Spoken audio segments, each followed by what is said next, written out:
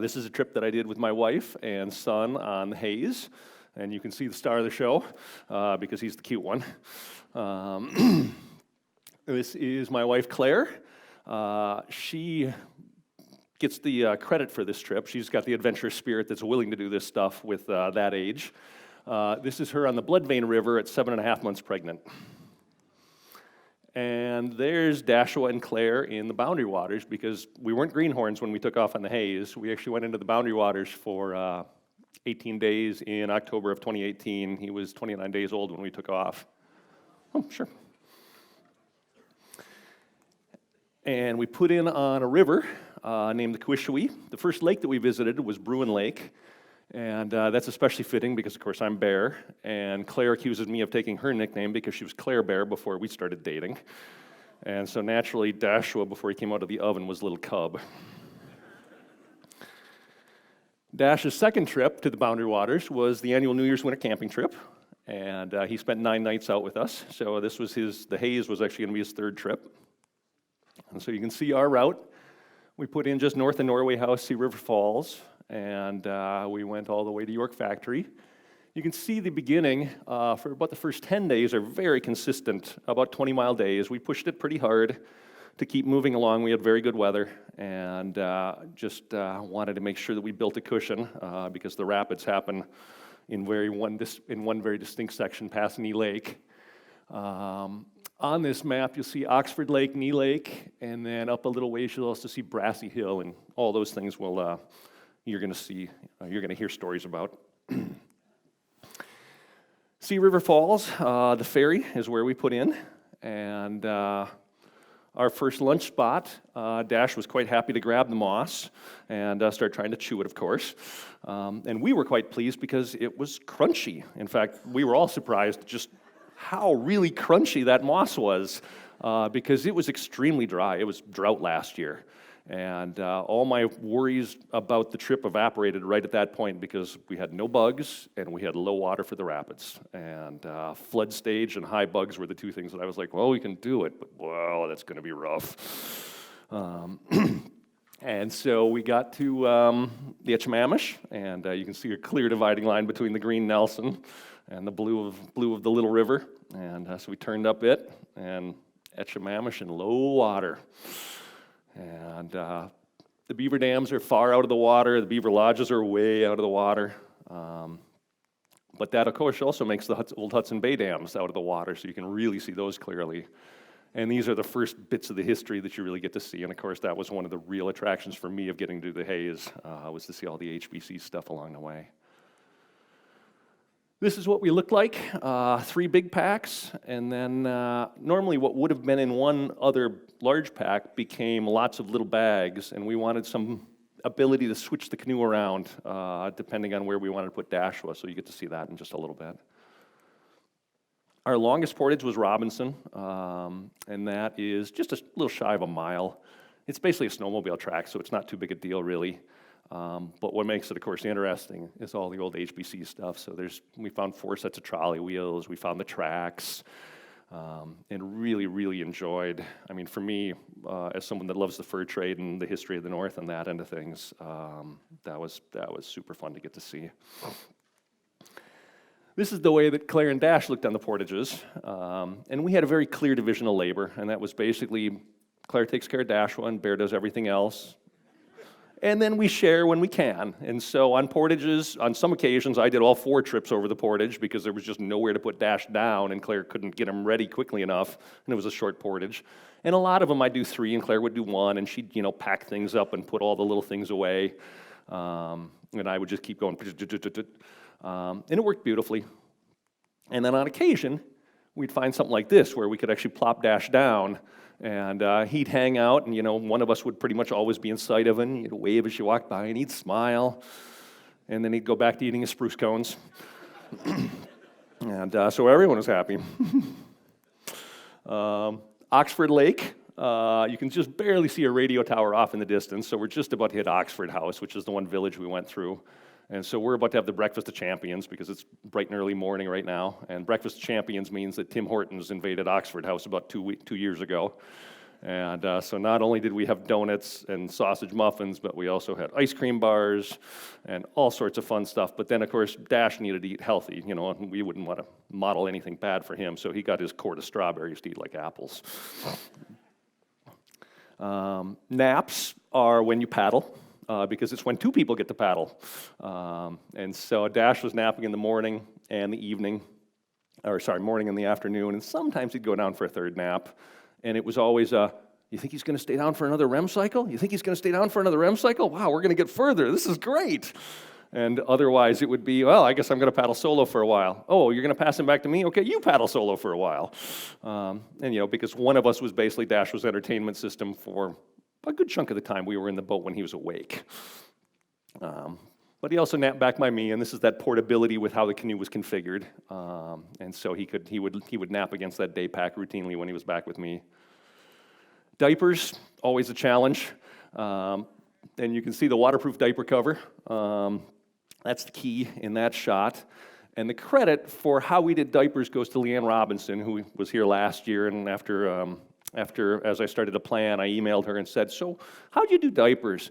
She said, well, get 30 by 30 lightweight blankets, and you fold them up and you put them under a waterproof diaper cover. And so you can see Dash's diapers drying there in the background, and Dash happily smiling, probably as he's peeing into one right there. And diaper credit goes completely to Claire. I can manage cloth diapers, kind of, but there's blowouts and leaks and things like that, and so Claire handled the diapers on this trip pretty exclusively. Cleaning the diapers, Claire actually talked with another mother and found the scrubba, which is a dry bag with nubbins on the bottom and a vinyl window, a clear window and a purge valve, and laundry detergent goes in, and you do that. And of course, Dash was helping do his laundry like you want a child to do. And come afternoon, there's what the canoe would look like, and just spreading things out. There's reusable wipes as well. And so, to Claire's credit, not mine at all, those are all the disposables we took with us. There were 6 used on the whole trip. And that was the first 6 nights, because the overnight she didn't trust right away. And from my perspective, of course, each one of those used diapers weighs about 2/3 of a pound. And so had all these been used, I would have been portaging that. So I was really happy Claire was successful in not using any more. Once you get past Oxford House, you start to hit more of the rapids, and the low water meant that there was plenty of stuff that we could run, because what would normally have been big for us with a Dashwa in the boat wasn't big anymore. But there were still things as new parents where we were like, oh man, normally we wouldn't even think twice about that, but I'm thinking twice about that with him in the boat now. And so we walked down stuff that normally we would have not hesitated to do.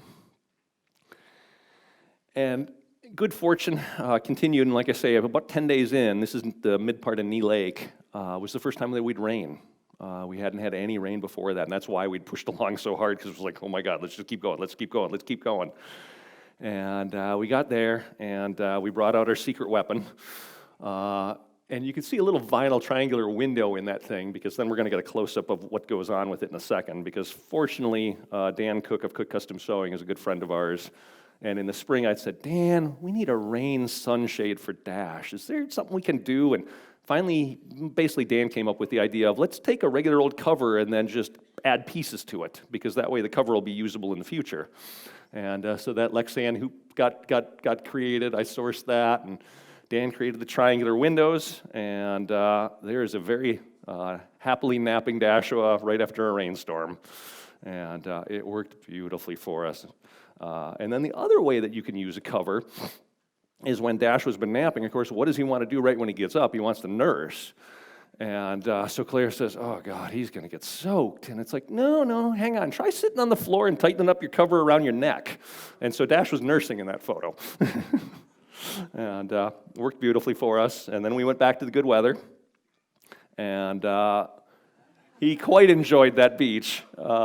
We put him in the water a number of times. And of course, the water's cold, especially in June. But, it's the way to clean him up. But in this case, shallow water, calm day. He was throwing sand every which way.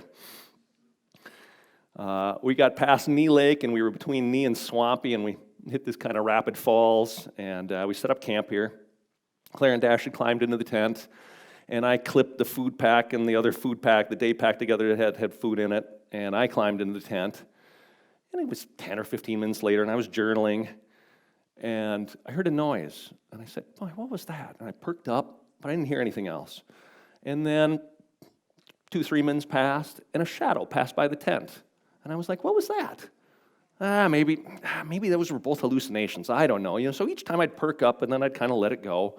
And the next morning I got up, and can you see the 2 holes in that Nalgene bottle? That was the noise. And that was the only damage that the bear had done to our campsite. So again, ultra fortunate. And of course, we all know that, Dash would have scared it away anyway. By the time we hit the midpoint, swampy basically, we were starting to get more bugs, and so we set up the bug shelter, and we had to set that up from then on. But we never pulled up bug shirts the whole trip. So again, low water, ultra fortunate. But we do have a little child-sized bug shirt, of course, for him. And one of the things about the haze, I'd saved these books for, probably 12 years, 13 years, and said, I'm going to read those on the haze. At some point I'm going to paddle the haze, and that's the fitting place to read the long history of the HBC. And there's just one that I want to share from it, just because it just made me laugh so hard when I read it. And that is, so the charter said that when royalty arrives in the lands of the Hudson Bay Company, they shall be paid a rent of 2 elk and 2 beaver. And so in 1970, Queen Elizabeth came over for a rent ceremony, all staged and everything in Winnipeg. And the governor, they're on stage, and he's just about to do the presentation. And, the elk skins are over there, but in this case, there's a tank full of live beaver. There's 2 live beavers in a tank, swimming around, all that end of things. And at some point, Elizabeth looks over and she says, my, whatever are they doing? And the governor very tactfully says, ma'am, it's no use asking me. I'm a bachelor. And in that same vein, as parents, you find yourself saying, God, he's in the tent with us. He's awake on land with us the whole time because he's sleeping in the boat. The only time he sleeps is in the boat. Rapids provide very good white noise machines. And he can just be left in the boat, and you can go away from the boat a little ways. And, it's about the only good opportunity. But again, low water rapids meant a lot of runnable ones for us, and it was really enjoyable. I mean, we had an absolute great time because Claire's a wonderful bow paddler, and Dash would stand up and watch and all that end of things. So it was great fun. But then we hit some falls and things like that, and so this is one of those cases where that low water is allowing us to walk across our tongue as opposed to even look for a portage trail. And so we walk across, and we. It's like, wow, he's napping. Well, let's take another pack, see if he wakes up. Nope, we're going to unload the whole boat, and he's still sleeping. And then, of course, you look at one another, and you say, well, let's try it. And you each grab one end of the boat, and you carry the boat over. You set the boat in the water, and you reload the whole boat, and you put the cover back on, and you paddle away, and you still got a sleeping infant. And it was like, wow, that went really well. And we took rail Berards, the hand-drawn maps, the beautiful old maps that have a ton of history on them and that and things. And there's one salient point on this one, and that's number 106, and that is, the important piece of that is, it is said that 36 lakes can be seen from the highest of these hills, Brassey Hill, and it's the highest point between Molson Lake and Hudson Bay, and you can see it quite a number of times as you're paddling down the haze. You can see the bump there in the background, and so, we built up a little bit of extra time, and so why not? Let's go try to see 36 lakes. Do a little fact checking, see how accurate that it is said is. And so we pulled over. And of course, the first thing I have to point out in this one is, remember, we carried King Dashwa across that portage. Well, this is still the same nap. And so he's still out. And we've unloaded the boat yet again with him, still napping. And can any of you imagine passing by this point after we'd left and looking at the boat pulled up on a crappy landing, clay goo, and then all the diapers strewn around the trees, and just kind of wondering, what the hell, what are they doing? But what they're doing is bushwhacking and going to see 36 lakes. And there's Claire and Dashwa at the top of Brassey Hill, and that gives you an idea what the view's like. I took a pretty good full circuit around Brassey Hill and didn't see much of any water at all, really. I did find some evidence of surveyors. In fact, evidence of surveyors, evidence of surveyors, evidence of surveyors. So there's been a lot of that activity. But if you'd like the single best view of the haze from Brassey Hill, there it is. Maybe that was an HBC journal that had, and they burned the whole thing, the whole top. I don't know, but 36 lakes, And we did see some wildlife, and imagine that we are back maybe 200 yards before this picture was taken, and we've seen some splashing. And right at that point, Dashwa has woken up, and I'm like, oh man, our siren's going to scare the moose away. And Claire's like, no, pass him up to me quick. And I pass him up, and Claire puts him on her lap, and then she proceeds to sandwich him. Boob in mouth, Dashwa sandwiched between her, and then she opens the pelican case. And so she's crouched down like this, and there's a class 1 rapid, and it's a C shape, and they're in a backwater. And so they've seen us, and they're going to start moving toward the base of the rapid, which is the left side of that picture. And over the 20-some-odd pictures that Claire took, you get to see that one, and you get to see this one. Because you're getting an idea what my wife is like, and the next story is going to give you a really good idea what my wife is like. And this is the junction with the fox. So the fox comes in from the right side of the picture, the haze comes in from the left. And at this point, Claire said, we've been carrying the shotgun the whole time. I should learn how to use that. I said, sure. And she said, I shot a .22 when I was in high school. That's the only gun I've ever used. And I said, okay, great. You can shoot as many shots as you want. I mean, we've got, eight. We got 2 shots of bird shot, 6 slugs. So, we've got a few to play with. And so we set up a stump, and she knocked it over at 80 feet. And I said, wow, nice shot. You can see, she hit the thing pretty hard. And I said, okay, here's a slug. And I'm thinking to myself, it's like everybody who shoots a gun the first time doesn't expect the kick. And the second time they flinch because there's going to be a kick. And of course, a slug, you've got to shoot pretty straight. And she shot, and she said, oh, I missed. And I said, no, I'm not so sure you did. And you can see that lower part of that picture where the slug went through the stump. And I went, wow. Yeah, that's why I like to travel with you. And the last morning of the trip, we got up early. We're trying to do as big a run to Hudson Bay as we could. We didn't, God's River is where most people start from, and we were like, with an infant, there's no way we're going to try to paddle 90 kilometers in a day. And so we'd gone down a bit further. But we'd paddle along for a couple hours, and at that point, this guy came out of the woods. And we got stalked kind of quasily. I mean, it wasn't really stalked, but he was definitely very inquisitive about us, and we're less than 100 feet from him at this point. And then he got a little bit more quizzical, and then a little bit more playful in the sense that the bulldogs were biting him in the haunches, and he was starting to yip at them and getting a lot more concerned with the fact that he was getting eaten up than with us. And this interaction went for 15 minutes. And at that point, I said, Claire, we really got to get going. We're trying to time York Factory for Hudson Bay. We have a sleeping baby. This is our opportunity. I want to stay and watch this guy as long as he's willing to be watched, but we need to go. And yeah. And so guess what?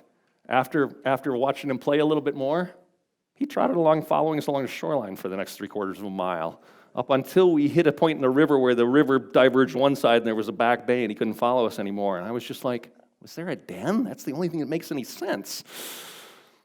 But not a long time later, the depot came into view, and it was like, oh boy, and when what Claire had said was, it's like, wow, it's pretty incredible to finish at a historic site. I mean, it's a pretty rare occasion that we get, where it's like, wow, and you're reading the HBC history the whole way down. And so we were met by the fellow that runs York Factory for the summers now, which is Paul. And Paul said, oh my God, a baby? You guys have to come to dinner. We said, sure, we'd love to. And we're having steak and salad. And I was like, oh my God, what a perfect dinner for canoeists. We haven't had anything green. We haven't had anything like steak. And so we went in and we had a great dinner with him. And then he said, may I borrow your boy for a moment? And we were like, sure. And he pulled out his tablet and he got on FaceTime.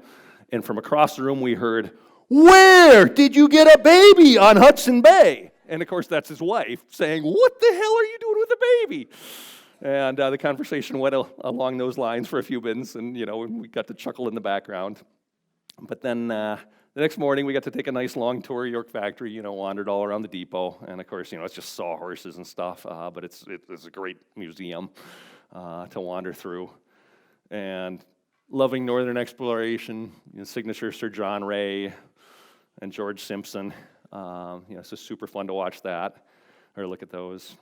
And then we had to get Dashwa's paddle branded. We had to get a first paddle branded. But a little bit more entertaining than that was on the Blood Vein trip, we'd met a couple who had the YF on their paddles. And I'd said, "Oh, you guys paddled the Hayes?" And they said, yeah. And they said, "But it was funny, we got to York Factory and they'd lost the brand." And I was like, "What?" "Yeah, they couldn't find the brand." And I was like, "Well, where'd you get the YF?" And they're like, "Well, we got back to Winnipeg and a friend of ours made it and we branded our paddles with it." I was like, "Oh, okay." And so I contacted them for logistical, questions. And they'd said, "Hey, would you be willing to bring the brand up to York Factory that we had made?" And I was like, "Sure." And so at dinner with Paul, I presented him with the brand and said, "Here, you need an extra brand because you guys apparently lose it." And, what? So there is Dashwa's paddle with the brand that we had portaged all the way up. And there it is getting burned. And of course, they'd found the other one by this point. So both sides got coated. And there is no longer a plane that goes into York Factory anymore. It's just a jet boat. So you actually get to ride up the Nelson River to Gillam via jet boat, which was actually really, really cool. And then we are back with that last slide again, which is the three bears. And we've heard a little bit about Robert Service today so far. And as a good fan of Mr. Service, he has a poem named The Three Bears. And that is, "Ma tried to wash her garden slacks and couldn't get 'em clean, so she thought she'd soak 'em in a bucket of benzene. It worked all right. She wrung them out, then wondered what she'd do with a bucket load of high explosive residue. She knew it was dangerous to scatter it around, for Grandpa liked to throw his lighted matches on the ground. Somehow she didn't dare pour it down the kitchen sink, but what the heck to do with it, poor Ma just couldn't think.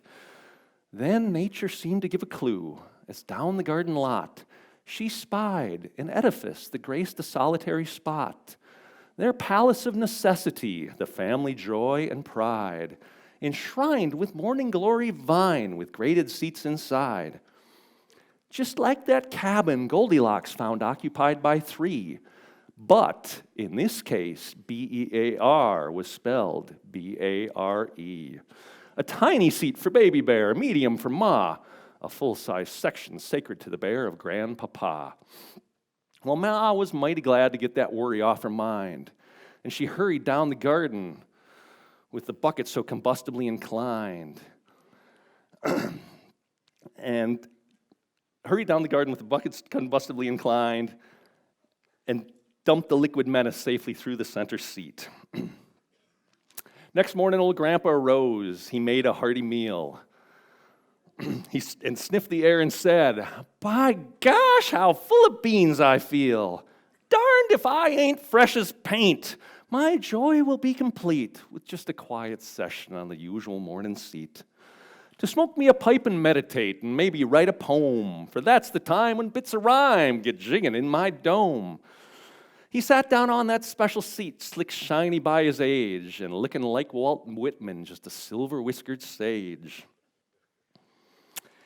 He filled the corncob to the brim and packed it snugly down, and chuckled, "Of a perfect day, I reckon this the crown." He lit the weed, it soothed his need, it was so soft and sweet, and he dropped the lighted match clean through the middle seat. His little grandchild, Rosaline, cried from the kitchen door, "Oh, Ma, there's something wrong. I hear the dreadful roar. Oh, Ma, I see a sheet of flame. It's rising higher and higher. Oh, Mummy dear, I sadly fear our comfort caught fire." Poor Ma was thrilled with horror at them words of Rosaline. She thought about Grandpa's matches in the bucket of benzene. So down the garden, geared on high, she ran with all her power, for regular was Grandpa, and she knew it was his hour. Then gasping Rosaline, she peered into the fire, a roaring, soaring furnace now, perchance old Grandpa's pyre. But as them twain expressed their pain, they heard a hearty cheer. Behold, the old rapscallion, squatting in the duck pond near, his silver whiskers singed away, a gosh almighty wreck, with half a yard of toilet seat entwined about his neck. "Say, old folks, did you hear about the big blowouts I made? But now I best be getting out of this dog gasket wet.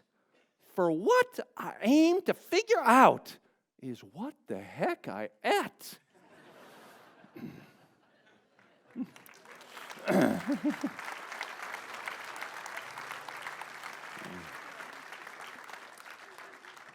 And with that, a friend, Jerry, and Ann, a fiddle player, are going to play a very fitting song to close. Jerry is a musician for later in the program as well.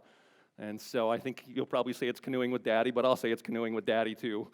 And so welcome Jerry Vandiver and Ann Lindsay. Thank you.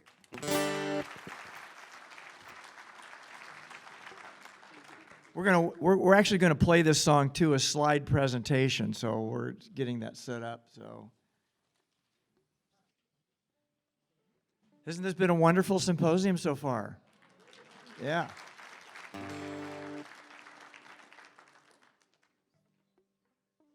Anytime.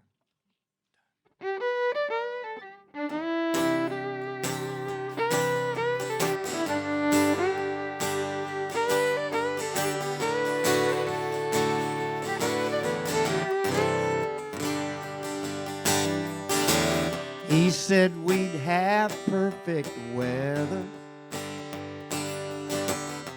no mosquitoes, bears, or rain.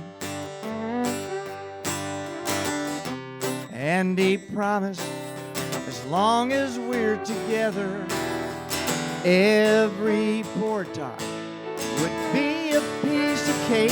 Yeah, right. Now all my friends think I'm crazy to go out there on our own. But when we're sitting on that shore being lazy, the last thing I want is a stupid old iPhone. 'Cause I'm canoeing with Dad, and it's just like magic. When he hands me my paddle, I get a great big smile on my face. He's a little bit wacky and a wee bit tacky, but I'm so happy when I'm canoeing with Daddy.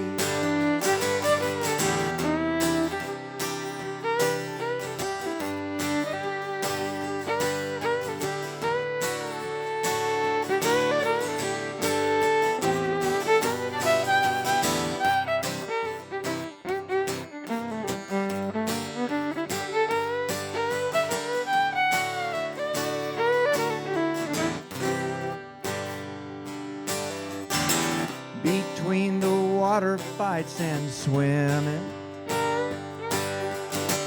and every dinner of mac and cheese, even when the tent leaks, I can't stop swimming, grinning, 'cause I'm his sidekick, and that's all right with me. 'Cause I'm canoeing with Daddy, and it's just like magic. When he hands me my paddle, I get a great big smile on my face. He's a little bit wacky and a wee bit tacky, but I'm so happy when I'm canoeing with Daddy. And when our trip finally comes to an end, he knows I'm ready to go back there again, canoeing with Daddy, and it's just like magic. When he hands me my paddle, I get a great big smile on my face. He's a little bit wacky and a wee bit tacky, but I'm so happy when I'm canoeing with Daddy. Yes, I'm so happy, even when the weather's crappy. Yes, I'm so happy when I'm canoeing with Daddy.